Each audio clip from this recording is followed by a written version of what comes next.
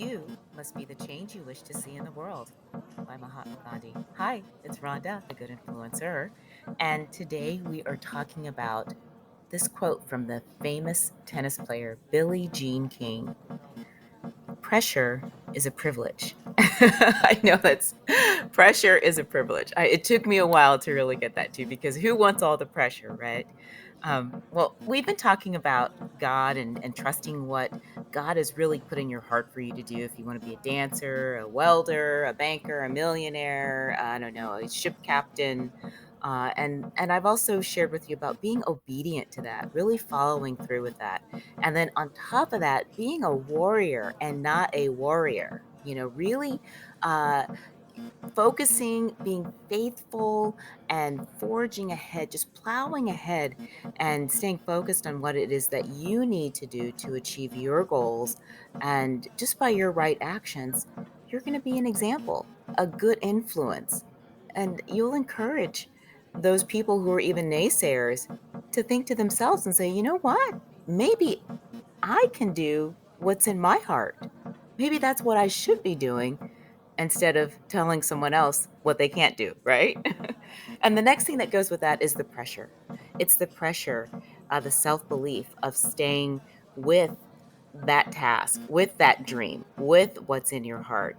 And if there's any a great example, it's Billie Jean King, a gay woman who's playing tennis, who is the best and who has all these challenges to face, but yet she followed her passion to play tennis and be number one and show up in a sport and also uh, put women in a position of equal representation, especially financially.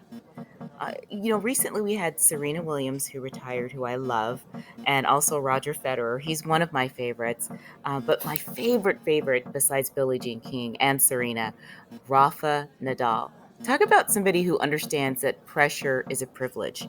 He enjoys competing in tennis. If you don't know, this is the tennis player who's won 14 French Open finals. Every time he's been in the final, he's won. And I remember watching tennis. My mother used to watch tennis, and so I've been watching it since McEnroe and also Billie Jean King when they had wooden rackets. Uh, there was a saying, in the tennis world that anybody who just wins the French Open twice or three times or four times is great. This guy has done it 14 times. And when I tell you 14 times, it's a random draw. You don't know who you're playing. You have to win all 7 matches, and you have to go through each match by yourself, playing your best tennis. Hopefully, sometimes you don't even start out with your best tennis. You've got to figure out if you can, break or control the other person's game, your opponent's game. And you have to be so focused and so self reliant and uh, understand how to play under pressure of an audience. And sometimes the audience, especially the French audience, they're very vocal, they're very emotional. And, for a while, Roger Federer was the favorite. And Rafa Nadal beat Roger every single time they were in the final together. And he understands pressure. He is a diamond. And we all know that geologically, pressure, coal under pressure becomes a diamond. And then it makes me think of Queen Elizabeth and her Diamond Jubilee that we just celebrated before her passing.